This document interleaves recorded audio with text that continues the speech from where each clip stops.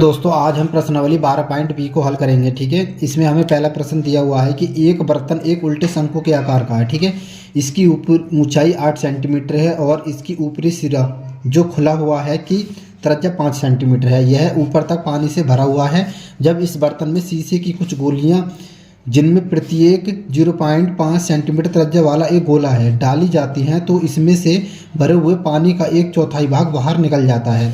बर्तन में डाली गई शीशे की गोलियों की संख्या ज्ञात कीजिए। ठीक है, तो सबसे पहले हम एक बर्तन बना लेंगे कि एक उल्टे शंकु के आकार का। ठीक है, तो हमने एक बर्तन बना लिया उल्टे शंकु के आकार का और इसमें बोला कि इसकी ऊंचाई 8 सेंटीमीटर है, यानी कि इसकी ऊंचाई जो कितनी है 8 सेंटीमीटर। तो लिख लेते हैं हम 8 सेंटीमीटर। ठीक है, इसकी ऊंचाई कितनी है हमारी, ये तो 8 सेंटीमीटर है।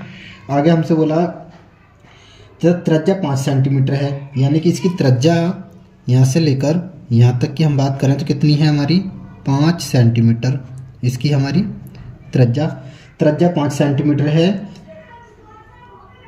यह ऊपर तक पानी से भरा हुआ है, यह ऊपर तक क्या पानी से भरा हुआ है। ठीक है, ऊपर तक पानी से भरा हुआ है। जब इस बर्तन में शीशे की कुछ गोलियां जिनमें से प्रत्येक, यानी कि गोलियां जो हैं, तो इसमें बोला कि शीशे की गोलियां जिनमें से प्रत्येक की त्रिज्या कितनी है 0.5 सेंटीमीटर। ये हमने एक गोली बना ली यही, तो इसकी त्रिज्या जो हमारी कितनी है 0.5 सेंटीमीटर है। ठीक है, इस गोली इसमें जो गोलियां डाली आ रही हैं उसकी त्रिज्या 0.5 सेंटीमीटर है। एक्सरसाइज हमारी कौन सी थी, एक्सरसाइज हमारी 12.b का पहला प्रश्न है। ठीक है, इसकी त्रिज्या 0.5 सेंटीमीटर है, डाली जाती हैं तो इसमें से भरे हुए पानी का 1/4 भाग बाहर निकल जाता है। बर्तन में डाली गई शीशे की गोलियों की संख्या हमें ज्ञात करनी है, तो इसे हल कर लेते हैं हम। ठीक है, तो लिखेंगे त्रिज्या प्रश्न अनुसार इसकी त्रिज्या को हम मान लेते हैं कैपिटल आर से। ठीक है, जो शंकु की त्रिज्या हमारी लिखेंगे शंकु की त्रिज्या, शंकु की त्रिज्या यानी कि कैपिटल आर लिख लेंगे। शंकु की त्रिज्या बराबर कितनी है हमारी 5 सेंटीमीटर और लिखेंगे गोली की त्रिज्या,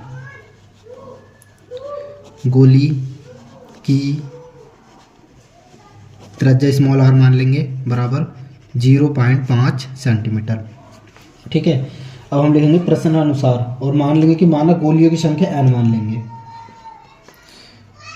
माना जो गोली डाली आ रही है इसमें, माना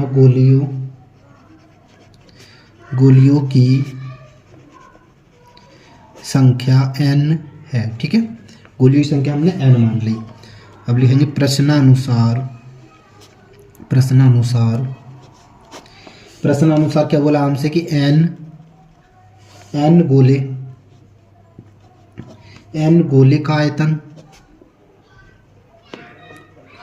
n गोले का आयतन बराबर क्या होगा 1/4 शंकु का आयतन। क्यों होगा, क्योंकि देखो इसमें यहाँ पर बोला है कि गोली डाली जाती है तो इसमें से भरे हुए पानी का 1/4 भाग बाहर निकल जाता है, यानी कि गोलियाँ डाली जाती हैं तो पानी का 1/4 भाग बाहर निकल जाता है। तो क्या हो जाएगा n गोले का आयतन बराबर 1/4 शंकु का आयतन हो जाएगा। हल कर लेते हैं अब हम। तो n गोले का आयतन क्या होता है 4/3 पाई आर की क्यूब, 4/3 पाई आर की क्यूब। ठीक है, 4/3 पाई आर की क्यूब बराबर 1/4 और गुणा में शंकु का आयतन होगा हमारा 1/3 पाई आर स्क्वायर है, तो 1/3 पाई आर स्क्वायर एच। ठीक है, हल कर लेंगे। शंकु की हमें ऊंचाई देखिए, शंकु की ऊंचाई हमें दे रखी है, यहाँ पे लिख लेंगे हम। शंकु की ऊंचाई कितनी है हमारी 8 सेंटीमीटर यहाँ पर दे रखी है, तो मान लगा देंगे यहाँ पर। तो n गुणा में 4/3 गुणा में पाई अभी ऐसे रहने देंगे। देखिए पाई से पाई हम काट भी सकते हैं, इधर जाएगा तो क्या हो जाएगा गुणा में रहेगा तो बटे में जाएगा, यानी कि पाई से पाई हम इसे काट सकते हैं। ठीक है, आगे हल करेंगे। और r का मान कितना है त्रिज्या, यानी कि गोले की त्रिज्या हमारी 0.5 तो 0.5 लिख लेंगे हम। ठीक है, ये अभी r की क्यूब ऐसी रहने देते हैं, लगा लेते हैं मान हम। तो त्रिज्या कितनी हमारी 0.5 की क्यूब बराबर 1 की गुणा 1 से करेंगे 1, 4 की गुणा 3 से करेंगे 12 गुणा आर स्क्वायर, यानी कि ये r कौन सा हमारा, इसकी त्रिज्या शंकु की त्रिज्या कितनी है 5, तो 5 का स्क्वायर और गुणा में ऊंचाई कितनी है हमारी, तो 8 है इसकी। ठीक है, 8 लगा देंगे, हल कर लेंगे। अभी हमसे हमें यहाँ से n का मान निकालना, तो n का मान निकालेंगे यहाँ से हम। तो n गुणा में कितना आएगा 4/3, ठीक है।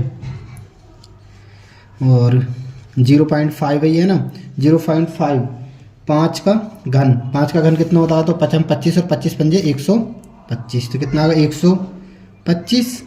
और पॉइंट कितने बाद में 3 के बाद में तो कितना आएगा 0.125 आ जाएगा बराबर। इसे हल करेंगे हम तो इसे काट देंगे 4 से, 4 तिया 12 और 4 दूनी 8, तो यहाँ से कितना आ जाएगा हमारे पास 5 का वर्ग कितना होता है 25, ठीक है।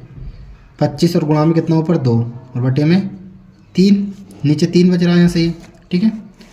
आगे हल कर लेंगे हम, देखिए कितना आएगा ये n, इसकी गुणा इससे कर देंगे तो कितना आएगा 4 पंजे 20, ठीक है। 4 पंजे 20 का 0 हासिल लगे 2, 4 पंजे 20 और 20 का 0 हासिल लगे 2, 4 दूनी 8 और 2 10 का 0 हासिल लगा 1, 4 कम 4 और 1 5। पॉइंट कितने के बाद में 3 के बाद में, तो 3 के बाद में यहाँ पर पॉइंट आ जाएगा, यहाँ पर आएगा, ठीक है। और बटे में कितना आ जाएगा 3, ये n गुणा में इसके, तो बराबर कितना आ जाएगा 25 की गुणा 2 से करेंगे 25 दूनी 50 और बटे में 3, ठीक है। तो यहाँ पे कितना है n गुणा में 0.5 है ये, ठीक है। और बटे में कितना है 3 बराबर 50 और बटे में 3, क्रॉस गुणा करेंगे इसकी गुणा इससे और इसकी गुणा इससे, तो कितना आ जाएगा देखिए हम 3 से 3 ही काट सकते हैं इसे, क्योंकि फिर भी कट जाएंगे बाद में ये, तो ये गुणा में इधर जाएगा तो बटे में जाएगा इसके, तो n बराबर कितना आ जाएगा हमारे पास ये 50 बटे में 0.5, पॉइंट हटाएंगे ऊपर 0 बढ़ेगा, 5 से इससे भाग लाएंगे तो 5 के 5 और 2 0 के 2 0, तो n बराबर हमारे पास कितना आ जाएगा यहाँ से 100, ठीक है। और हमने क्या माना था n, गोलियों की संख्या हमने क्या मानी थी n, तो गोलियों की संख्या लिख देंगे हम गोलियों, हमसे इसमें पूछा गोलियों की संख्या ज्ञात कीजिए, लिखेंगे गोलियों की संख्या n बराबर कितनी आ गई हमारी 100, यही क्या हो जाएगा इस प्रश्न का ये आंसर हो जाएगा, ठीक है। प्रश्न नंबर 2 देखते हैं, इसमें हमें दिया हुआ है कि एक ठोस एक अर्धगोले पर, ठीक है, एक ठोस एक अर्धगोले पर खड़े एक शंकु के आकार का है, ठीक है, जिनकी त्रिज्या 1 सेंटीमीटर हैं, दोनों त्रिज्या 1 सेंटीमीटर हैं तथा शंकु की ऊंचाई उसकी त्रिज्या के बराबर है, यानी कि शंकु की ऊंचाई भी कितनी है उसकी त्रिज्या यानी कि 1 सेंटीमीटर है। इस ठोस का आयतन पाई के पदों में हमें ज्ञात करना है, ठीक है। तो एक ठोस बना लेंगे पहले, हमने एक ठोस बना लिया जो कि अर्धगोले पर खड़े एक शंकु के आकार का, तो शंकु के आकार का है जिनकी त्रिज्या 1 सेंटीमीटर है, तो इनकी त्रिज्याएं जो हैं यानी अर्धगोले की त्रिज्या भी और गोले की त्रिज्या भी कितनी है 1 सेंटीमीटर, तो इसकी त्रिज्या यहाँ से यहाँ तक कितनी है हमारी ये 1 सेंटीमीटर है, ठीक है। त्रिज्या 1 सेंटीमीटर, ऊंचाई भी क्या है इनकी त्रिज्या के बराबर है, इनकी दोनों की इनकी ऊंचाई, इसकी बात करूँ अर्धगोले की ऊंचाई की तो कितनी 1 सेंटीमीटर है ये यहाँ से लेके यहाँ तक, और शंकु की ऊंचाई की बात करूँ तो शंकु की ऊंचाई भी कितनी है 1 सेंटीमीटर ही है, क्योंकि त्रिज्या ऊंचाई होगी क्या है हमारी इसकी ये बराबर है, ठीक है। अब हल कर लेंगे, लिखेंगे सबसे पहले हम दिया है, प्रश्न नंबर कौन सा हमारा ये दूसरा, ठीक है। लिखेंगे दिया है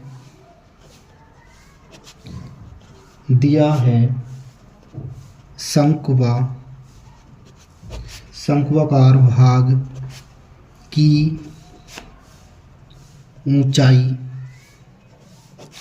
h यानी कि बराबर 1 सेंटीमीटर, शंक्वाकार भाग की त्रिज्या, शंक्वाकार भाग की त्रिज्या यानी कि r बराबर 1 सेंटीमीटर, ठीक है। शंक्वाकार भाग की त्रिज्या बराबर 1 सेंटीमीटर, शंक्वाकार भाग की त्रिज्या बराबर अर्धगोलाकार भाग की त्रिज्या, लिखेंगे शंक्वाकार भाग की त्रिज्या बराबर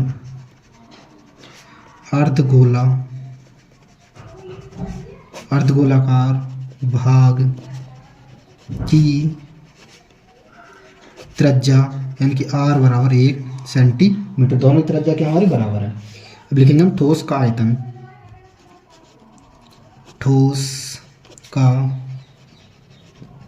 हमसे ठोस का आयतन इसमें पूछा था, ठोस का आयतन बराबर शंक्वाकार भाग का आयतन, शंक्वाकार भाग का आयतन प्लस अर्धगोलाकार भाग का आयतन, गोलाकार भाग का आयतन। ठीक है, यानी कि शंक्वाकार भाग का आयतन इसका और अर्धगोलाकार भाग का आयतन, इन दोनों को निकाल देंगे तो हमें ठोस का पूरे का आयतन निकल जाएगा।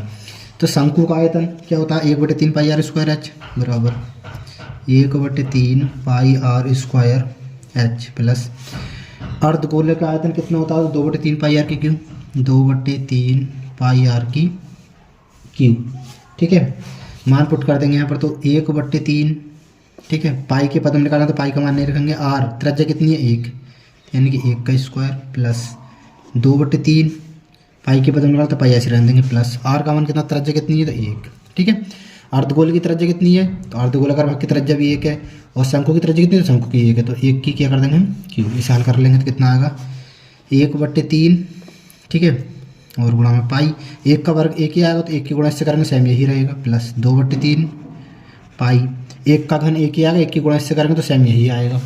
अब यहाँ से नीचे से हम एलसीएम ले लेंगे तो एलसीएम कितना आएगा 3, 3 से 3 को देंगे एक बार जाएगा, 1 की गुणा 1 पाई में करेंगे तो 1 ही पाई, यानी कि पाई लिख सकते हैं हम प्लस 3 से 3 को देंगे तो एक बार जाएगा, 1 की गुणा 2 पाई में करेंगे तो 2 पाई आ जाएगा। आगे हल कर लेंगे, पाई 1 पाई और 2 पाई कितना हो जाएंगे 3 पाई, 3 पाई बटे 3, 3 से 3 कट जाएगा बराबर कितना आ जाएगा पाई, और किस चीज़ में आ जाएगा ये घन सेंटीमीटर में। ठीक है, क्योंकि आयतन निकाल लेते हैं, यही क्या हो जाएगा इस प्रश्न का ये आंसर हो जाएगा। देखिए प्रश्न नंबर 3 देखते हैं, इसमें हमें दिया हुआ है कि एक कलमदान घनाभ के आकार की एक लकड़ी से बना है, जिसमें ये है ना, एक कलमदान घनाभ के आकार का एक लकड़ी से बना, ये कलमदान है एक लकड़ी से बना घनाभ के आकार का, जिसमें कलम रखने के लिए 4 शंक्वाकार गड्ढे बने हुए हैं, 4 शंक्वाकार यानी कि शंकु के आकार के गड्ढे बने हुए हैं। ठीक है, ऊपर से चौड़े नीचे से पतले बने हुए हैं। घनाभ की विमाएँ 15 सेंटीमीटर गुणा 10 सेंटीमीटर गुणा 3.5 सेंटीमीटर है। प्रत्येक गड्ढे की त्रिज्या यानी कि गड्ढा जो है इसकी त्रिज्या कितनी 0.5 सेंटीमीटर है, और गहराई यानी कि 1.4 सेंटीमीटर, यानी कि इसकी गहराई जो शंकु की ऊंचाई जो वो कितनी है 1.4 सेंटीमीटर है। तो पूरे कलमदान में लकड़ी का आयतन याद करना है, यानी कि इसमें जो लकड़ी है उसका आयतन हमें बताना है कितनी लकड़ी लगी है इसमें। ठीक है, तो इसे हल कर लेते हैं। प्रश्न नंबर हमारा तीसरा ये। ठीक है, तो ये गड्ढा जो है, गड्ढा किस तरीके से होगा, इस तरीके से उल्टे शंकु के आकार का होगा। ठीक है, ऊपर से चौड़ा है नीचे से पतला है। तो इसकी हमें ऊंचाई दे रखी है, ऊंचाई हमें दे रखी है 1.4 सेंटीमीटर, 1.4 सेंटीमीटर गड्ढे की, जो गड्ढे हैं उसमें 4 गड्ढे इस तरीके के। ठीक है, और इसकी त्रिज्या हमें दे रखी है, तो गड्ढे की हमें त्रिज्या दे रखी है इसमें 0.5 सेंटीमीटर, तो त्रिज्या लिख देंगे हम 0.5 सेंटीमीटर। ठीक है, ये गड्ढे की क्या हमारी ये त्रिज्या है। तो लिख लेंगे हम, दिया है गड्ढे की गहराई। प्रश्न नंबर कौन सा हमारा है, तीसरा। लिखेंगे गड्ढे की गहराई, यानी कि जो अंदर है, गहराई का मतलब क्या है, यानी कि एच, यानी कि ऊंचाई भी बोल सकते हैं। तो एच बराबर कितना हमारे पास 1.4 सेंटीमीटर। ठीक है, और गड्ढे की लंबाई गुणा चौड़ाई गुणा ऊंचाई हमें कितनी दे रखी है, वो इसमें दे रखी है, विमाएँ बोल रहा है ना, यानी कि लंबाई गुणा चौड़ाई गुणा ऊंचाई।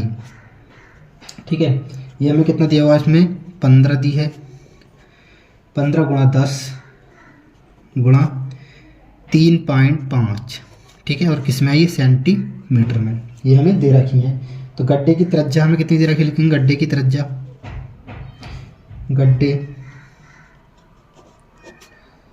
गड्ढे की त्रिज्या यानी कि आर बराबर कितनी दे रखी है 0.5 सेंटीमीटर। तो हमें निकालना पूरे कलमदान में लकड़ी का आयतन। ठीक है, लकड़ी बनाने में यूज, लिखेंगे पूरे कलमदान में लकड़ी का,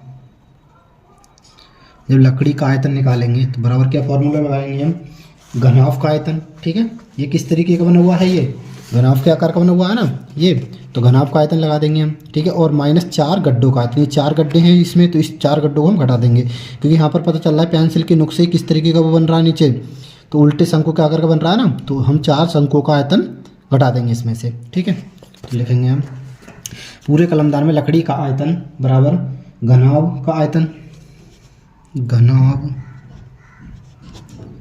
घनाभ का आयतन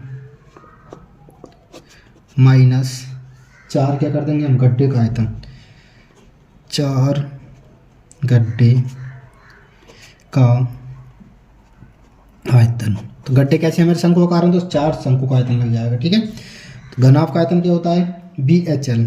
ठीक है, यह लंबाई गुणा चौड़ाई गुणा ऊंचाई, ऐसा लिख सकते हैं, लंबाई गुणा चौड़ाई गुणा ऊंचाई, घनाभ का आयतन होता है ये -4। गड्ढे का आयतन, गड्ढा कैसा शंकु का, यानी कि शंकु का आयतन कितना होता है 1/3 pi r square h, 1/3 pi r square h. लंबाई गुणा चौड़ाई गुणा ऊंचाई हमें कितनी दे रखी है, ये दे रखी है, तो हम यहाँ पर ये सेम ऐसे रख देंगे। यहाँ पर कितनी रखेंगे 15 गुणा में 10 गुणा में 3.5 -4 के गुणा 1 से करेंगे तो 4/3। ठीक है, और गुणा पाई का मान कितना 22/7 रख देंगे गुणा आर। त्रिज्या में कितनी दे रखी है, तो आर दे रखा हमें 0.5, तो 0.5 को हम क्या लिख सकते हैं 1/2 लिख देते हैं। ठीक है, तो 1/2 दो जगह तो 2 जगह लिख देंगे 1/2 क्योंकि स्क्वायर है। और गुणा में एच यानी कि ऊंचाई कितनी दे रखी है, तो 1.4। अब इसे हम हल कर लेंगे। ठीक है, तो इससे से काटेंगे 2 दूनी 4, 2 एकम 2। ठीक है, 7 से काटेंगे 7 दूनी 14 यानी कि 0.2। ठीक है, आगे हल कर लेंगे। 22 की गुणा हम इससे कर लेंगे। ठीक है, देखिए कितना आएगा हमारे पास, और इनकी गुणा हम आपस में कर लेंगे। तो कितना आएगा देखिए, ये 15 की गुणा 10 से करेंगे तो 15 था 150 गुणा में 3.5 बराबर 22 की गुणा 0.2 से करेंगे तो 22 दूनी 44 और बटे में कितना है 3। पॉइंट एक के बाद में आगे, एक के बाद में पॉइंट है तो ठीक है। अब आगे हल कर लेंगे इसे, और हम इसकी गुणा इससे करेंगे अब तो कितना आएगा देखिए, 15 की गुणा 35 से करेंगे तो 15 पंजे 75, 0 1 लगे तो ये 0 लगा देंगे। 15 पंजे 75 के 5 हासिल लगे 7, 15 थे 45, 45 और 7 52। पॉइंट एक के बाद में तो एक के बाद में फिर पॉइंट आ जाएगा बराबर कितना, ये यहाँ पर पॉइंट हटा लेते हैं 0 बढ़ा लेते हैं, इसे काट लेंगे हम तो 2 दूनी 4, 2 दूनी 4, इसे काटेंगे तो कितनी बार कटेगा 15 बार 2 से। ठीक है, बराबर कितना आएगा 22 15। ठीक है, यहाँ पर बराबर का चिन्ह है, पर माइनस का चिन्ह है बीच में, सॉरी, क्योंकि घना क्या निकाल रहे हैं हम, पूरे कलमदान में लकड़ी का आयतन निकाल रहे हैं, तो बराबर का चिन्ह हमारा यहाँ पर चल रहा है ये। अब आगे हल कर लेंगे तो कितना आ गया 525 माइनस 22 15, इसके बटे में 1 मान लेंगे और एलसीएम ले लेंगे यहाँ पर हम, तो एलसीएम कितना आ जाएगा यहाँ पर हमारा 15। ठीक है, 15 क्या आ गया हमारे यहाँ पर एलसीएम आ गया।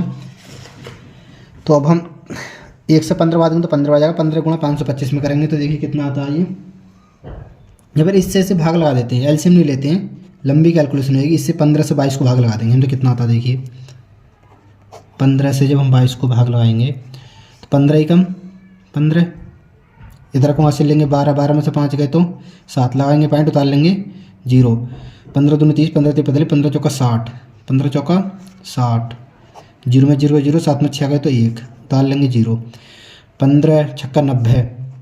ठीक है, तो 90 बचा कितना 0, इधर को हासिल लेंगे 1 बचा, 15 छक्का 90 फिर आता चला जाएगा ऐसे ही। तो हम इसे कितना लिख सकते हैं, इसे लिख सकते हैं हम 1.47, क्योंकि 4 के बाद में 6 6 चल रहा है यानी कि 5 से बड़ा, तो हम लिख सकते हैं 1.47 इसे। तो यहाँ से जब हमने इससे इसे भाग लगाई तो कितना आया, इधर कर देते हैं हम इसे, तो ये आ जाएगा 525 माइनस 1.47, इसमें से हम ये घटा देंगे तो देखिए कितना आता है, यहाँ पर घर घटा देते हैं 525 में से हम कितना घटाएंगे 1.47 घटाएंगे, तो पॉइंट के बाद में यहाँ पर कुछ नहीं तो 2 0 बढ़ा लेंगे, घटा देंगे, 10 में से 7 गए तो 3 रह गए, 9 में से 4 गए तो कितने बचेंगे 5, 9 में से 4 गए तो 5, पॉइंट के पॉइंट यहाँ रह गए 4, 4 में से 1 गए तो 3, यहाँ 2 के 2 और यहाँ 5 के 5 यानी कि 523.53। ठीक है, तो इसमें से ये गया तो कितना बचा 523.53, और क्या निकाल लेते हैं पूरे कलमदान में लकड़ी का आयतन, तो किस चीज़ में आ गई घन सेंटीमीटर में। ठीक है, ये क्या हो जाएगा इस प्रश्न का, ये आंसर हो जाएगा। ठीक है, फाइनली ये हमने गुणा वगैरह करी है, ये काट देनी है आपको। ठीक है, इसका आंसर हो जाएगा। देखिए प्रश्न नंबर 4 देख लेते हैं, इसमें हमें दिया हुआ कि एक ठोस में ऊंचाई 120 सेंटीमीटर, ठीक है, और त्रिज्या 60 सेंटीमीटर वाला एक शंकु सम्मिलित है जो 60 सेंटीमीटर त्रिज्या वाले एक अर्धगोले पर आरोपित है। इस ठोस को पानी से भरे हुए एक लंबवृत्तीय बेलन में इस प्रकार सीधा डाल दिया जाता है कि यह बेलन की तली को स्पर्श करे। यदि बेलन की त्रिज्या 60 सेंटीमीटर और ऊंचाई 180 सेंटीमीटर हो तो बेलन में शेष बचे पानी का आयतन ज्ञात कीजिए। देखिए सबसे पहले यहाँ पर हमारे पास ये क्या है, ये बेलन है, ठीक है, हमने एक बेलन बना लिया है। तो इसकी बेलन की ऊंचाई हमें कितनी दे रखी है, तो बेलन की ऊंचाई दे रखी है हमें 180 सेंटीमीटर, ठीक है। इस बेलन की ऊंचाई यहाँ से लेके यहाँ तक हमें कितनी दे रखी है, 180 सेंटीमीटर।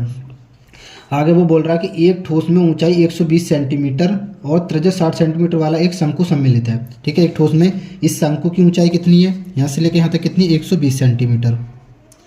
शंकु की ऊंचाई 120 सेंटीमीटर का शंकु, ठीक है, 120 सेंटीमीटर का शंकु। और इसकी त्रिज्या कितनी है शंकु की, यदि त्रिज्या की बात करें हम शंकु की यहाँ से लेके यहाँ तक, तो शंकु की त्रिज्या हमारे पास 60 सेंटीमीटर, ठीक है। शंकु की त्रिज्या हमें 60 सेंटीमीटर दी रही। फिर बोला कि सम्मिलित है जो 60 सेंटीमीटर त्रिज्या वाले एक अर्धगोले पर आरोपित है, यानी कि ये अर्धगोला हमारा नीचे बना हुआ, इसकी त्रिज्या भी कितनी है, तो इसकी त्रिज्या भी हमारी कितनी है, 60 सेंटीमीटर है, ठीक है। यहाँ से लेकर अगर यहाँ तक की बात करें तो हमारी कितनी त्रिज्या है इसकी, 60 सेंटीमीटर, ठीक है, आरोपित है। इस ठोस को पानी से भरे हुए एक लंबरते बेलन में इस प्रकार सीधे डाल दिया जाता है, यानी कि गोला और ये शंकु बना हुआ जो है, तो ये पानी से भरा हमारा क्या है, ये बेलन है, इसमें इस प्रकार डाल दिया जाता है, सीधा डाल दिया जाता है कि बेलन की तली को स्पर्श करे, यानी कि बेलन की इस तली को क्या कर रहा है, ये स्पर्श कर रहा है, ठीक है, करे। यदि बेलन की त्रिज्या 60 सेंटीमीटर हो, इस बेलन की त्रिज्या भी हमारी कितनी है, तो बेलन की त्रिज्या हमारी यहाँ से लेकर यहाँ तक की बात करें तो 60 सेंटीमीटर है, बेलन की त्रिज्या भी हमारी 60 सेंटीमीटर, ठीक है, 60 सेंटीमीटर और ऊंचाई 180 सेंटीमीटर है। तो बेलन में शेष बचे पानी का आयतन, यानी कि इसे हम अंदर डालेंगे तो पानी में, इससे बेलन से कुछ बाहर पानी निकल जाएगा, तो उस पानी का आयतन हमसे इसमें पूछा है, तो इसे हम हल कर लेते हैं। प्रश्न नंबर हमारा ये चौथा, ठीक है। फिगर हमने बना लिया है। अब यहाँ पर लिखेंगे हम अर्धगोलाकार भाग की त्रिज्या, ठीक है, अर्धगोलाकार भाग की अर्धगोलाकार भाग की त्रिज्या बराबर शंक्वाकार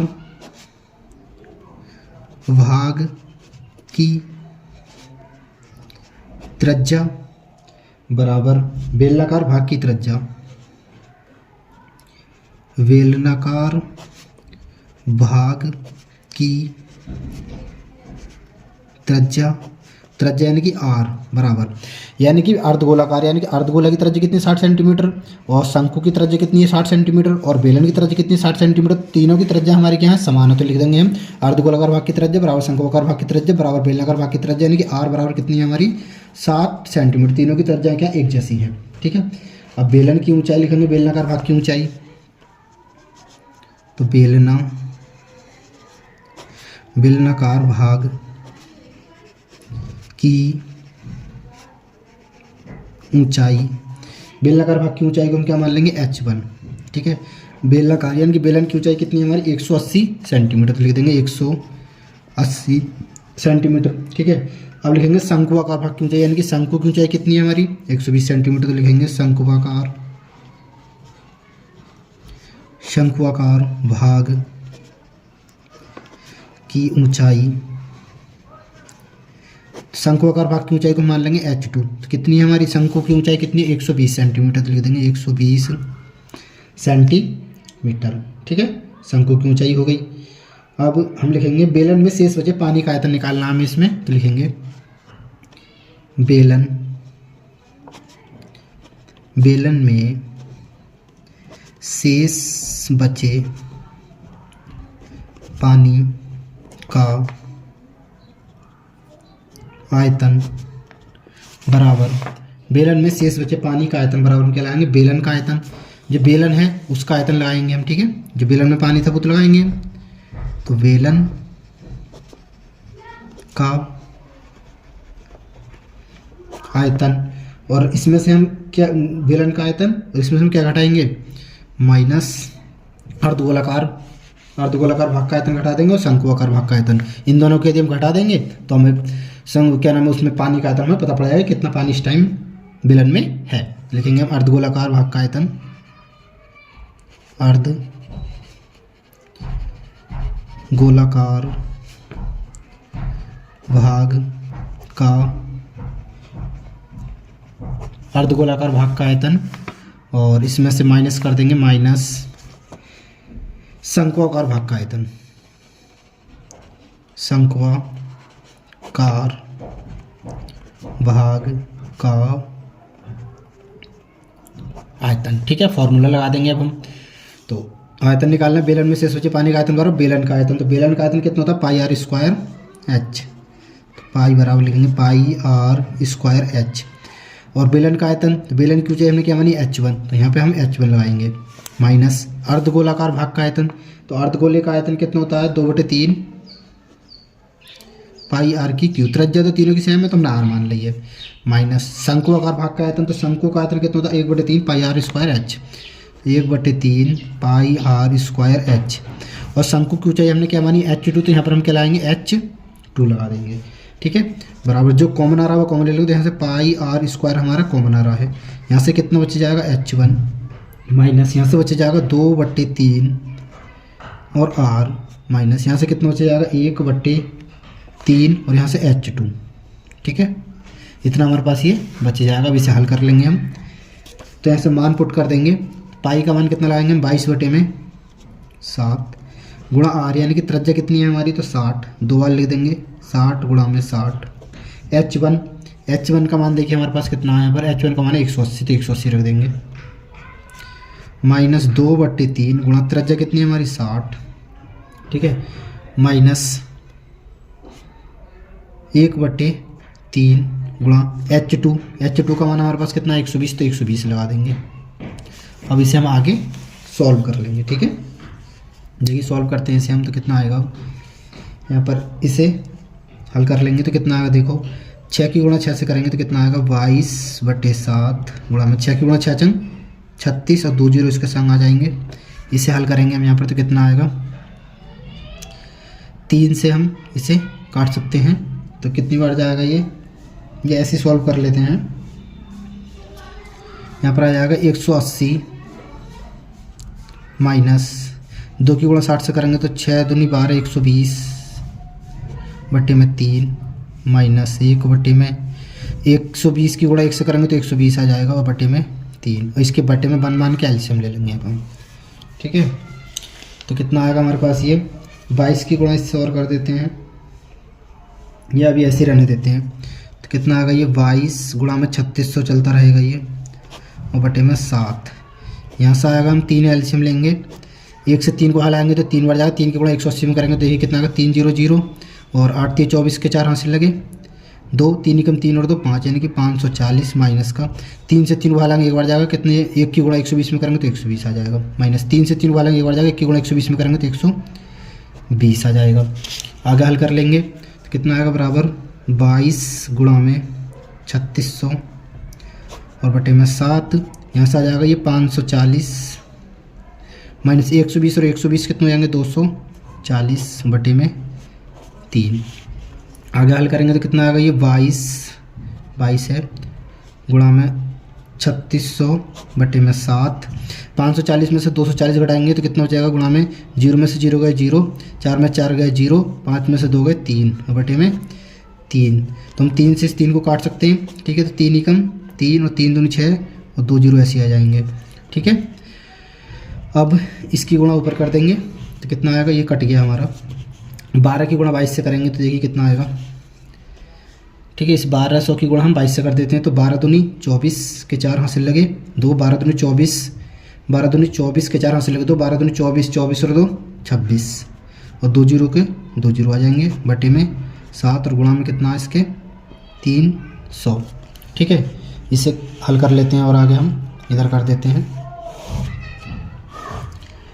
तो कितना आएगा ये, इसकी गुणा इससे कर देंगे और हम 300 की, तो 3 की गुणा करेंगे इसमें हम तो 4 जीरो लास्ट बाद में, तो 4 जीरो तो ये ऐसे लग जाएंगे 1 2 3 4। अब 3 की गुणा इससे करेंगे तो 3 चौक 12, 3 चौक 12 के 2 हासिल लगा 1, 3 छंग 18, 18 और 1 19 हासिल लगा 1, 3 दूनी 6 और 1 7 बटे में कितना है 7। ठीक है, अब इससे हम इसे क्या लगा देंगे, भाग लगा देंगे।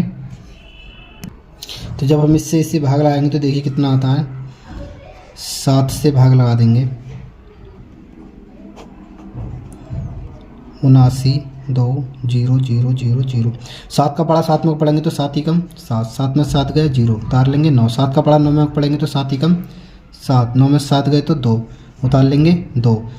7 तिया 21, कितना बचा 1 उतार लेंगे 0। 7 ही कम 7, 10 में 7 गए तो 3 उतार लेंगे 0। 7 चौक 28, 2 बचे उतार लेंगे 0। 7 दूनी 14, इधर कहाँ से लेंगे 10 में 4 गए तो कितने बचे 6 उतार लेंगे 0। ठीक है, आगे हल करेंगे 7 सत्ते 49, 7 अट्ठे 56। ठीक है, 7 अट्ठे 56 आ गया। 10 में से 6 गए तो 4 बचे।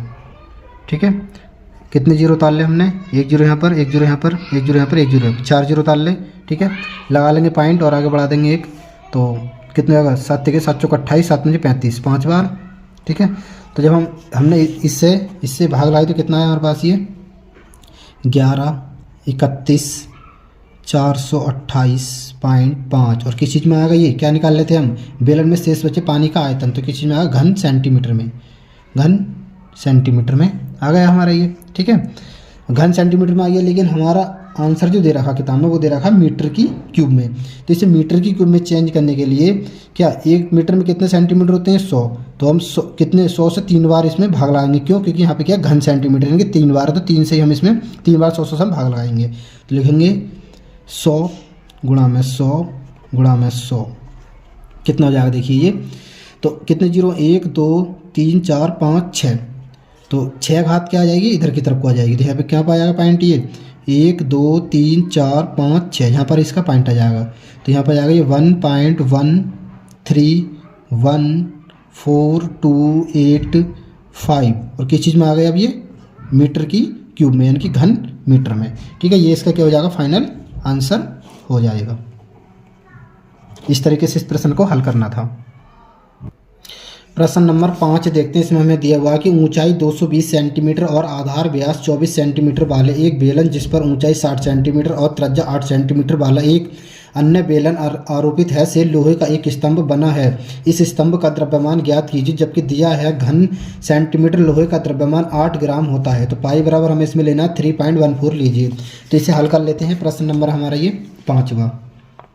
ठीक है, तो इसमें हमसे बोला है कि ऊंचाई 220 सेंटीमीटर। ठीक है, ऊंचाई कितनी है हमारी 220 सेंटीमीटर और आधार 24 सेंटीमीटर, आधार व्यास 24 सेंटीमीटर। ठीक है, एक बेलन है हमारा, इसकी ऊंचाई कितनी है 220 सेंटीमीटर। ठीक है, इस बेलन की ऊंचाई है हमारी, बोला है इसमें। पहला हमने एक बेलन बना लिया ये ऊंचा, और व्यास इसका यानी कि इसका व्यास जो है पहले बेलन का कितना है 24 सेंटीमीटर। इस बेलन का व्यास कितना है हमारा तो 24 सेंटीमीटर यहाँ से यहाँ तक। फिर बोला है कि जिस पर ऊंचाई 60 सेंटीमीटर, कि इसके ऊपर एक क्या और बेलन बना दिया है, इसकी ऊंचाई कितनी है इस तरीके से कर लेते हैं वैसे हम। इसके ऊपर एक और बेलन है, इसकी ऊंचाई है 60 सेंटीमीटर। ठीक है, ये बेलन जो बनाया है हमारा 60 सेंटीमीटर, यानी कि यहाँ से यहाँ तक कितना है ये 60 सेंटीमीटर और त्रिज्या 8 सेंटीमीटर। इस बेलन की त्रिज्या कितनी है तो यहाँ से लेकर यहाँ तक कितनी त्रिज्या है इसकी, ये 8 सेंटीमीटर। ऊपर वाले बेलन की त्रिज्या कितनी है हमारी 8 सेंटीमीटर, ऊंचाई 60 सेंटीमीटर।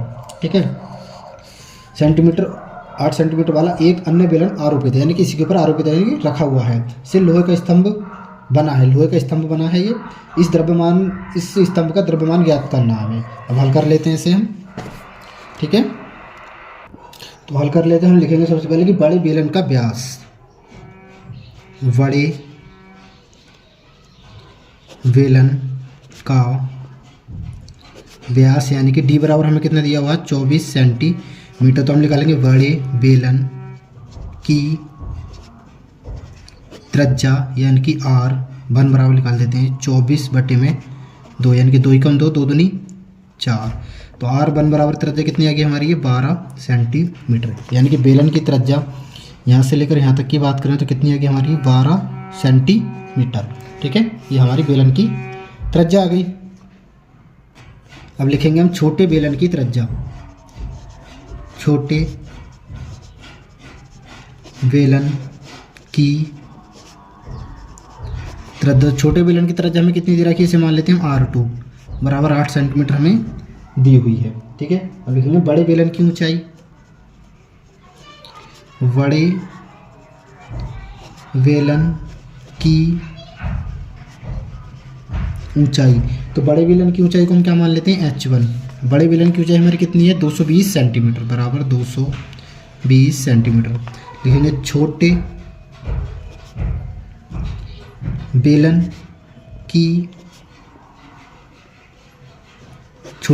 की ऊंचाई, यानी कि इसे मान लेते हैं हम H2। तो छोटे बेलन की ऊंचाई कितनी है हमारी, 60 सेंटीमीटर। तो लिख देंगे हम बराबर 60 सेंटीमीटर। अब निकालेंगे स्तंभ का आयतन।